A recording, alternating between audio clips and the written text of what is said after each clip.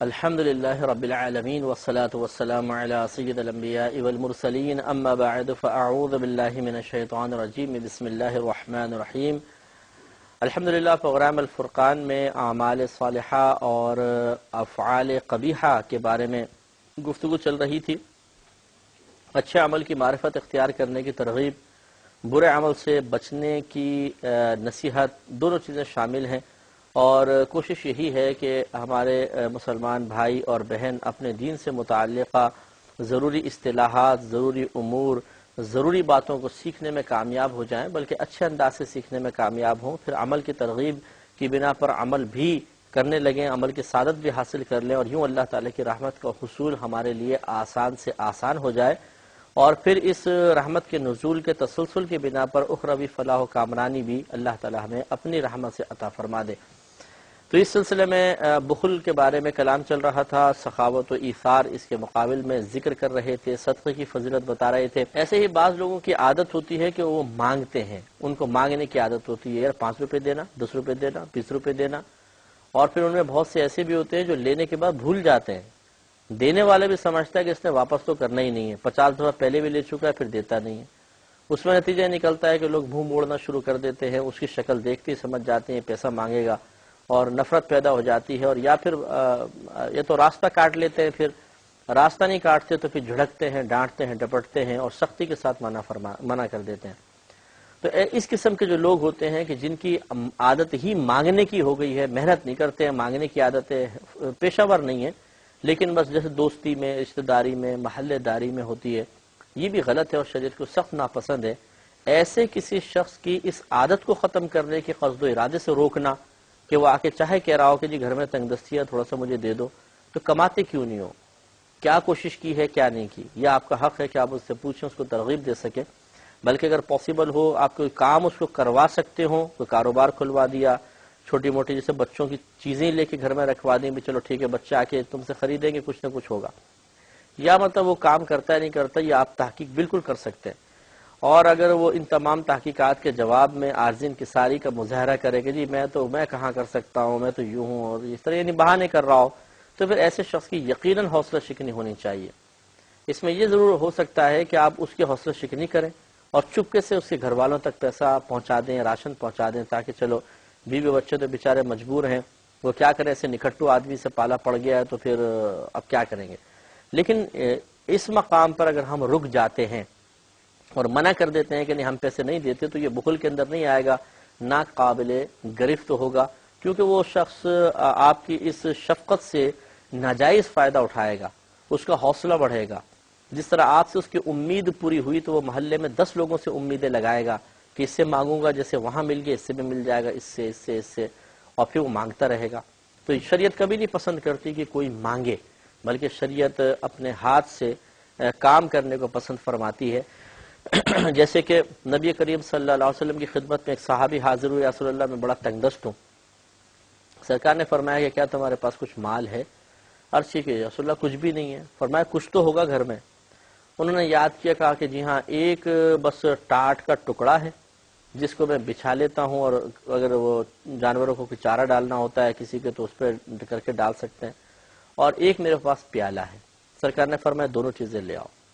وہ لے آئے، سرکار نے صحابہ بیٹھے ہوئے تھے، فرمایا کہ کون ان کو خریدے گا؟ تو ایک صحابی نے کہا رسول اللہ میں 1 درہم میں لیتا ہوں۔ سرکار نے فرمایا نہیں، اور بڑھاؤ۔ دوسرے نے کہا رسول اللہ میں 2 درہم میں لیتا ہوں۔ فرمایا ٹھیک ہے لے لو۔ 2 درہم ان سے لے لیے۔ یہ 2 درہم میں ان کو دے کر کہا کہ 1 درہم اپنے گھر والوں پہ خرچ کرو، اور 1 درہم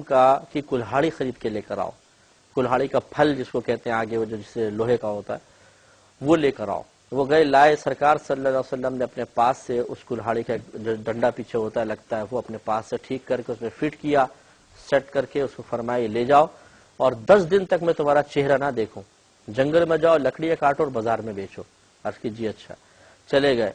اب وہ کاٹتے رہے ہوں گے، 10 دن کے بعد جب آئے تو رحمت کونین صلی اللہ علیہ وسلم نے پوچھا ہاں کیا معاملہ ہے؟ عرض کی رسول اللہ اللہ کا بڑا کرم ہے کہ میں خوشحال ہو چکا ہوں، 10 درہم میرے پاس میں اس ہفتے میں کما چکا ہوں۔ تو سرکار نے فرمایا کہ کیا یہ اس سے بہتر نہیں کہ کوئی اس طرح ہاتھ پھیلا کر آتا ہے؟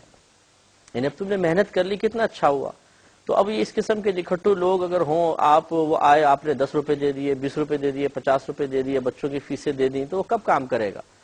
اس طرح کی حوصلہ شکنی کے لیے اگر انسان اپنا پیسہ روک لیتا ہے تو یقیناً یہ بخل میں شامل نہیں ہے، بلکہ حکمت پر اس کو محمول کیا جائے گا۔ لیکن اس میں بھی اپنے دل پر توجہ کریں کہ کیا مال کی محبت کی وجہ سے اس شخص کی اس حرکت کو خالی بہانہ تو نہیں بنا رہے، اور یہ تو مانگتے رہتے ہیں پیشہ ور ایسی، اور دل میں تھا کہ یار مال اتنا نکل جائے گا، مال کی محبت غالب ہو رہی تھی۔ تو مال کی محبت کی وجہ سے انہیں رکنا چاہیے۔ حقیقتاً بات یہی ہونی چاہیے کہ اس شخص کی حوصلہ شکنی ہو اور یہ نوکری کی طرف، کام کی طرف مائل ہو جائے۔ تو یہ ضروری ہے، تو بخل کی تعریف کو صحیح طریقے سے سمجھنے کی ضرورت ہے کہ مال کی محبت کی وجہ سے انسان اللہ تبارک و تعالیٰ کی عطا کردہ نعمت کو اس مقام پہ بھی خرچ نہیں کرتا جہاں پہ خرچ کرنا محبوب اور مطلوب ہوتا ہے، اور اس کے برعکس اگر جہاں پہ مطلوب محبوب ہے وہاں پہ خرچ کرے گا تو بڑے فضائل حاصل ہوں گے۔ اسی کو پھر صدقہ کرنا، سخاوت، ایثار سے تعبیر کیا جاتا ہے، اور اس پہ بڑے ثواب ہیں جو ہم نے آپ کی خدمت میں عرض کیے تھے۔ تو اگر کوئی بھی بھائی بہن اپنی ذات میں بخل کی لعنت کو، بخل کے برے وصف کو محسوس فرمائے تو اسے فوراً تبدیل کرنا چاہیے اور بخل سے سخاوت اور ایثار کی طرف آنا چاہیے۔ سخاوت کا مطلب آپ کو بتایا تھا کہ ضرورت سے زائد شے کو اللہ تعالیٰ کی راہ میں دینا سخاوت ہے، اور ایثار کا مطلب ہوتا ہے کہ اپنی ضرورت کی چیز بھی اپنے مسلمان بھائی کو دے دینا، اپنی ضرورت پر، اپنی حاجت پر کسی دوسرے مسلمان بھائی کی حاجت اور ضرورت کو فوقیت دے دینا، اس کو ایثار کہتے ہیں۔ اس کا مقام تو بڑا اعلیٰ ہے، سخاوت بھی بہت بڑی چیز ہے۔ سیدہ عائشہ صدیقہ رضی اللہ تعالی عنہا ارشاد فرمایا کرتی تھی کہ نبی کریم صلی اللہ علیہ وسلم کے گھر میں ہم ہر چیز کھا سکتے تھے، ہر طرح کی نعمت موجود تھی، لیکن 3 دن ایسے نہیں گزرتے تھے کہ جن میں ہم نے پیٹ بھر کر کھانا کھایا ہو۔ وجہ کیا ہے؟ فرماتی ہیں اس لیے کہ جو بھی گھر میں ہوتا تھا ہم صدقہ کر دیا کرتے تھے۔ یہ ہے سخاوت و ایثار۔ کیا شان ہے ان لوگوں کی کہ وہ مال و متاع اور اپنی آسائشوں اور نعمتوں پہ توجہ نہیں کرتے تھے، بلکہ اللہ کی رضا کو پیش نظر رکھ کر اس مال کو خرچ کرنا پسند کرتے تھے تاکہ اللہ تعالیٰ کی بارگاہ سے بڑے انعامات کو حاصل کریں۔ لہذا ہمیں بھی چاہیے کہ اپنے بخل کو دور کریں، خصوصاً ہمارے وہ بھائی بہن کہ جن کو اللہ تبارک و تعالیٰ نے بڑا مال و متاع عطا فرمایا، وہ جب اپنی کیلکولیشن کرتے ہیں، مثال کے طور پہ اربوں روپے ہیں، کیلکولیٹ کیا تو زکوٰۃ کروڑوں میں نکل آئی۔ ایسے ہمارے کئی میں جانتا ہوں دوستوں کو بھی کہ جن کی کروڑوں میں زکوٰۃ ہے، اور وہ کہتے ہیں کہ مفتی صاحب سمجھ میں نہیں آتا پیسہ کہاں خرچ کریں۔ سمجھ میں اس لیے نہیں آتا ہے، میں اس کی وجہ جو میں سمجھ سکا ہوں وجہ یہ ہے کہ ان کے پاس ٹائم ہی نہیں ہوتا کہ وہ صحیح مستحقین کو تلاش کریں۔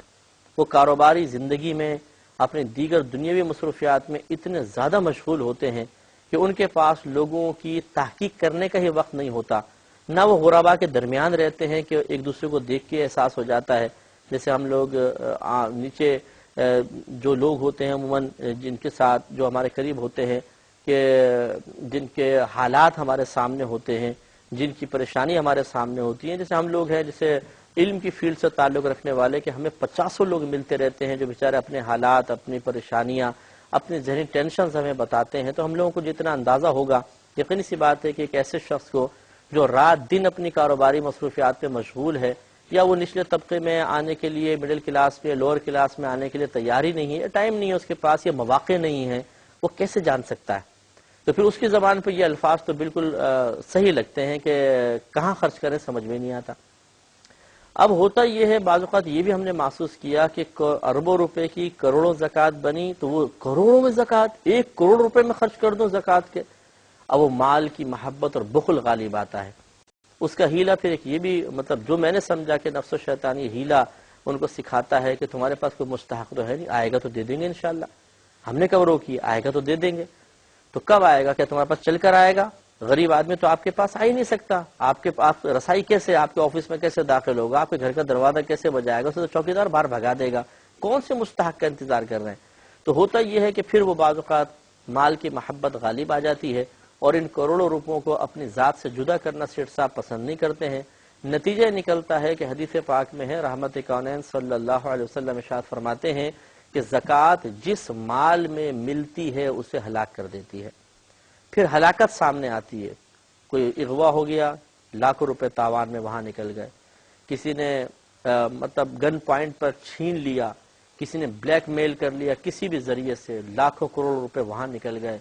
فیکٹری جل گئی، آفس جل گیا، ہنگامہ ہوا، لوگوں نے فیکٹری کو آگ لگا دی، کروڑوں روپے وہاں چلے گئے۔ معاذ اللہ ثم معاذ اللہ، ہمارا کہنے کا مقصد ہرگز یہ نہیں ہے کہ آپ اپنے اطراف میں جلنے والی فیکٹری کے مالک کے بارے میں گمان شروع کر دیں کہ ضرور اس نے زکوٰۃ کھائی ہوگی تبھی فیکٹری جلی ہے۔ ایسا نہیں، ہم یہ نہیں کہہ رہے کہ جتنی فیکٹریاں جلی ہیں، جتنی دکانیں جلی ہیں، جتنے دکانوں پر ڈاکے پڑے ہیں، وہ لوگ ایسے ہی تھے۔ یہ ضروری نہیں ہے کہ زکوٰۃ روکنے پر ہی ڈاکہ پڑے، ویسے بھی پڑ سکتا ہے، لیکن ایک بات میں عرض کر رہا ہوں کہ نبی کریم صلی اللہ علیہ وسلم نے فرمایا کہ جو زکوٰۃ جس مال میں ملتی ہے اسے ہلاک کر دیتی ہے۔ تو پھر اس قسم کے سانحات ہوتے ہیں اور بہت بڑا اماؤنٹ آدمی کے ہاتھ سے نکل جاتا ہے، اور پھر جیسے ہم نے پہلے بھی عرض کیا تھا کہ ان کے بخل میں کمی نہیں آتی، اضافہ ہو جاتا ہے، کیونکہ کروڑوں روپے تو نکل گئے جو زکوٰۃ کی مد کے تھے، یعنی دینے تھے زکوٰۃ میں، اور زکوٰۃ تو باقی ہے اب بھی۔ اب لازم بات ہے کہ اصل راس المال سے زکوٰۃ نکالنی ہے، تو جو زکوٰۃ کے اضافی پیسے نہیں خرچ کر رہا تھا وہ اپنے اصل پیسوں میں سے زکوٰۃ نکال کے کیسے خرچ کرے گا؟ تو اور بخل غالب آتا ہے اور انسان اس طریقے سے ہلاکت کے قریب ہو جاتا ہے۔ تو اگر ہمارے کوئی ایسے بھائی بہن سن رہے ہیں کہ جن کے پاس پیسہ ہے اور وہ خرچ کرنا چاہتے ہیں لیکن صحیح مستحق نہیں ملتے بالفرض، یا ان کے ایک عذر ہے، تو سوچیں کہ کیوں نہیں ملتے ہیں، کیا وجہ ہے، اور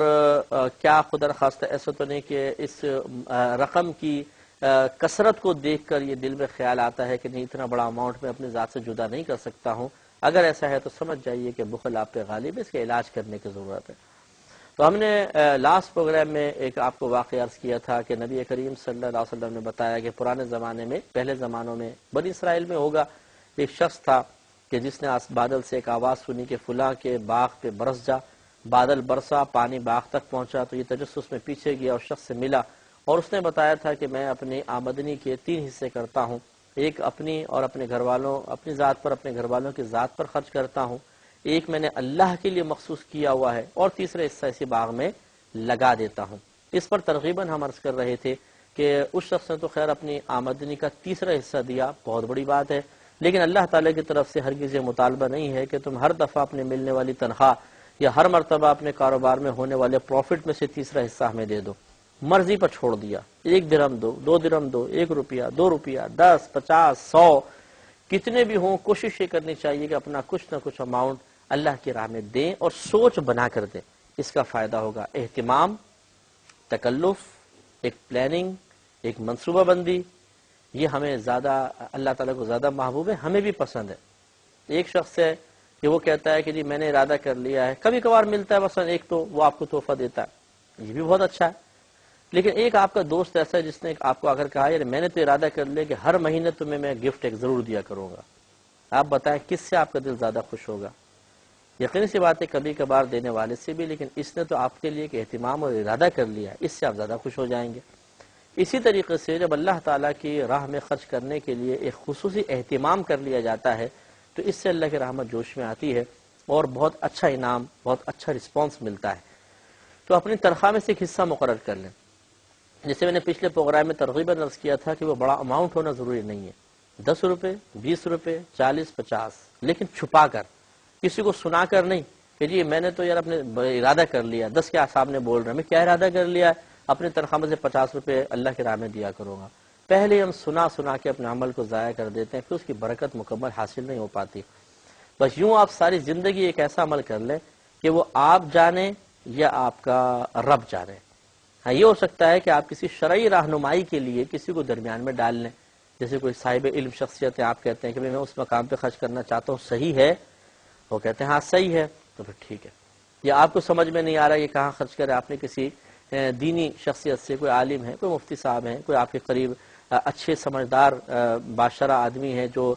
شریعت کے اونچ نیچ کو سمجھتے ہیں، اللہ تبارک و تعالیٰ کی رضا اور پسندیدگی ناپسندیدگی کا ان کو احساس، اس کا شعور رکھتے ہیں، ان سے مشورہ کر لیں میں کہاں خرچ کروں، ہر مہینے میں خرچ کرنا چاہتا ہوں، آپ کو بتائیں فلاں مقام پہ، تو آپ اس چیز کو اختیار کریں تاکہ غلط مقام کا کم علمی کی بنا پر یا لا علمی کی بنا پر ہم انتخاب کر کے اپنے صدقے کو ضائع نہ کریں۔ تو حتی الامکان چھپائیں، تیسرے کو بھی پتہ نہ ہو، اور اگر تھوڑا سا آپ کو گائیڈ لائن چاہیے تو پھر کوئی بات نہیں، کسی کو مطلع کر لیں، اور لیکن وہ بھی اپنا کارنامہ ظاہر کرنے کی نیت سے نہ ہو کہ حضرت کہیں کہ یار اچھا آپ ایسے کرتے ہیں، سبحان اللہ یار کیا سوچ ہے آپ کی، تو آدمی دل میں خوش ہو گیا۔ اور اس کی علامت آپ کو بتائی تھی یہی ہوگی کہ اگر وہ جواب میں کوئی رسپانس نہیں دیتے، اچھا ٹھیک ہے بھائی وہاں خرچ کر لو، تو دل بجھ سا جاتا ہے، ارے یار کوئی دو جملے حوصلہ افزائی کی کہہ دیتے. تو اس کا مطلب ہے کہ پھر اخلاص نہیں ہے، کیونکہ جب آدمی اللہ کی رضا کے لیے عمل کرتا ہے تو دو حوصلہ افزائی کے کہے گئے جملے بھی اسے اخلاص کے منافی محسوس ہوتے ہیں. ہماری والدہ سیدہ عائشہ صدیقہ رضی اللہ تعالی عنہا جب کچھ صدقہ کرتی تھی تو اپنی خادمہ سے فرماتی جا کے سنو کہ یہ شخص ہمیں کون سی دعائیں دے رہا ہے. تو خادمہ پیچھے جاتی چپ کے وہ آدمی بڑبڑاتا ہوا دعا دیتا ہوا جا رہا ہوتا، سن لیتی تھی، پھر واپس آ کے بتاتی ہیں کہ آپ کو یہ دعا دی ہے. تو آپ فوراً اللہ کی بارگاہ میں ہاتھ اٹھاتی ہیں اور اس شخص کے لیے وہی دعا کر دیا کرتی. تو خادمہ نے پوچھا کہ آپ ایسا کیوں کرتی ہیں؟ تو فرمایا اس لیے کرتی ہوں کہ ایسا نہ ہو کہ میرے صدقے کا بدلہ اس کی دعا بن جائے.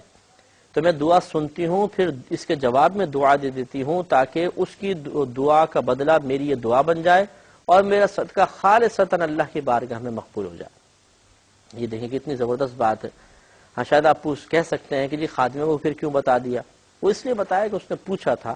اور یہ بہت بڑے رفوع سے قدسیت انہیں معلوم تھا کہ ہماری باتیں آگے منقول ہو کے دوسروں کی ترغیب کا سبب بنیں گی، اس لیے بتایا، اس میں کوئی حرج نہیں ہے. اللہ تعالیٰ سے دعا ہے کہ رب کریم جو باتیں سنی ان کو سمجھنے، ان پہ عمل پیرا ہونے کی توفیق عطا فرمائے. آمین. وآخر دعوانا ان الحمدللہ رب العالمین.